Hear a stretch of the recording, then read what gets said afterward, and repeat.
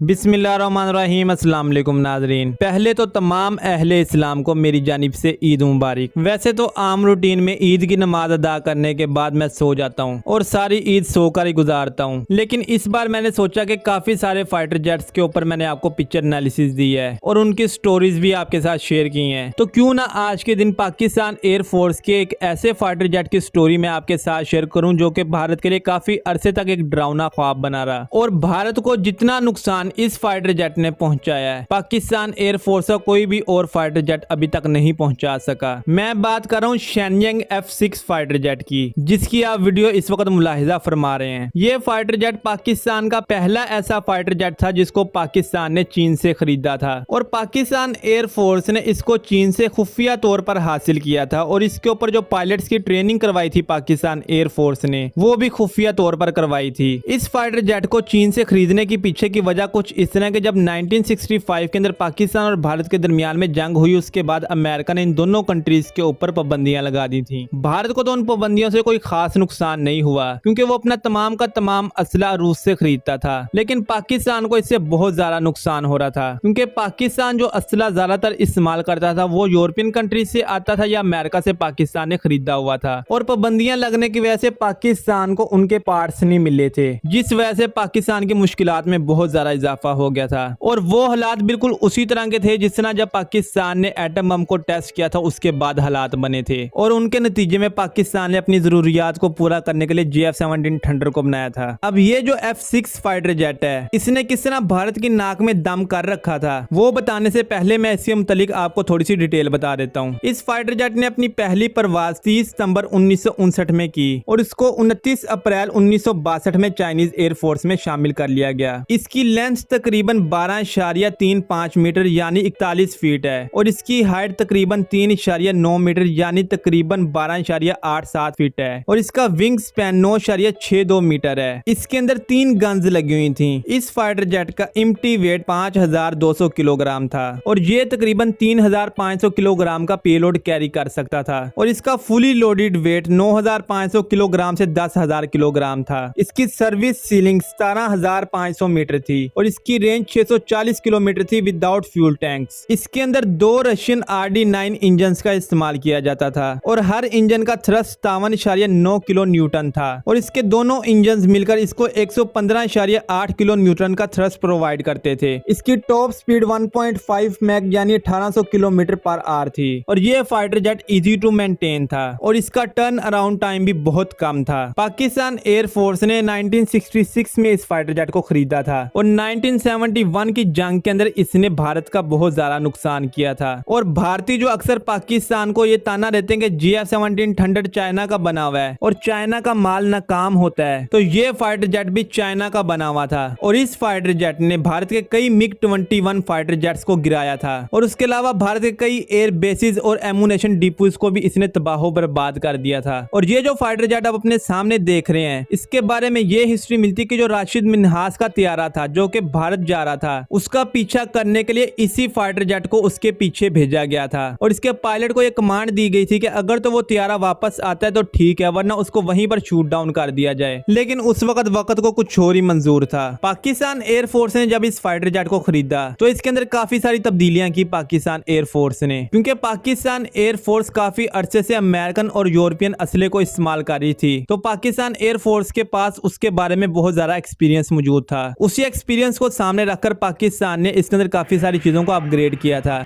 ये यहाँ पर रशियन इंजन इस्तेमाल किया था RD-9 और ये था एग्जैक्टली पावर यूनिट। इससे इंजन जल्दी स्टार्ट हो जाता क्योंकि इस फाइटर जेट के अंदर जो मेन प्रॉब्लम थी वो यही थी कि जब इसको दोबारा से स्टार्ट किया जाता था तब काफ़ी ज़्यादा देर लग जाती है और जंग के दौरान आपको पता है कि टाइम ही सबसे बड़ी चीज़ होती है।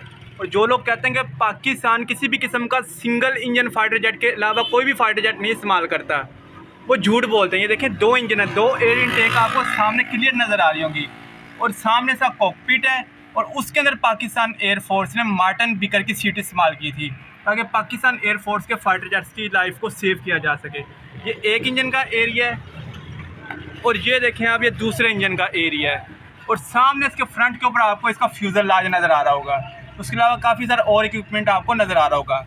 उसके अलावा इसके साथ एयर टू एयर मिसाइल्स को भी अटैच किया गया और कई रॉकेट्स को भी इसके साथ अटैच किया गया। इसके ऊपर 4 हार्ड पॉइंट्स मौजूद थे जिसके ऊपर air to air missiles, external fuel tanks और रॉकेट्स को लगाया जाता था और इसके अलावा काफी सारे बॉम्ब्स को भी इसके साथ इक्विप किया जाता था। इसके अलावा भारत जो कहता है कि चाइना का असला नाकाम है, असला चाहे जैसा मर्जी हो, असले से ज्यादा उसको चलाने वाले का किरदार होता है जंग के अंदर। भारतीय जो रफाल को लेकर दावा करते हैं कि उसने F-22 को लॉक कर लिया था, हालांकि रफाल एक 4.5 जनरेशन का फाइटर जेट है और F-22 एक 5th जनरेशन फाइटर जेट है। तकरीबन इसके अंदर हाफ जनरेशन का फर्क आता है। तो भाई इस फाइटर जेट ने भी 1997 में पाकिस्तान और अमेरिका के दरमियान होने वाली जंगी मशकों के दौरान एक F-14 को लॉक कर लिया था। हालांकि F-14 एक बहुत एडवांस लड़ाका तैयार है, हालांकि उसके अंदर radar, fly by wire system और उसके अलावा काफी सारे और जदीद इक्विपमेंट्स को लगाया गया है। वहीं ये फाइटर जेट एक 2nd जनरेशन का फाइटर जेट है। इसके अंदर रडार की तो बात छोड़िए, इसके अंदर सिर्फ एक छोटा सा रेडियो रिसीवर मौजूद था जिसके जरिए पायलट रास्ता ढूंढता था। उसके अलावा कंट्रोल टावर के साथ राब्ता करता था या चंद और छोटे मोटे सेंसर्स लगे हुए थे। फिर भी पाकिस्तान एयरफोर्स के पायलट ने इस फाइटर जेट के जरिए अमेरिकी F-14 को लॉक कर लिया था। तो कमाल मशीन से ज्यादा उसको ऑपरेट करने वाले ऑपरेटर का होता है। पाकिस्तान एयरफोर्स ने इसके तकरीबन 260 यूनिट्स को खरीदा था और 2002 में पाकिस्तान एयरफोर्स ने इन तमाम फाइटर जेट्स को रिटायर कर दिया था और इनकी जगह F-7 फाइटर जेट्स ने ले ली। लेकिन अपनी सर्विस के दौरान इस फाइटर जेट ने भारतीयों को नाको चने चुभवाए। अगर कोई भारतीय इस बात में नहीं यकीन करता तो किसी और मुल्क की रिपोर्ट की बजाय अपनी वार हिस्ट्री को खोलकर पढ़ ले और देख ले कि इस फाइटर जेट ने क्या कमाल किए थे। अभी भी ये फाइटर जेट काफी सारी एयर फोर्सेस के अंदर एक्टिव है और अपना काम बखूबी सर अंजाम दे रहा है। तो ये चीज फाइटर जेट के बारे में एक स्टोरी जो मैंने आपके साथ शेयर की है। अगर आपको वीडियो पसंद आई है इस वीडियो कर दें लाइक। मिलते हैं अगली वीडियो के अंदर, तब तक के लिए अल्लाह हाफिज।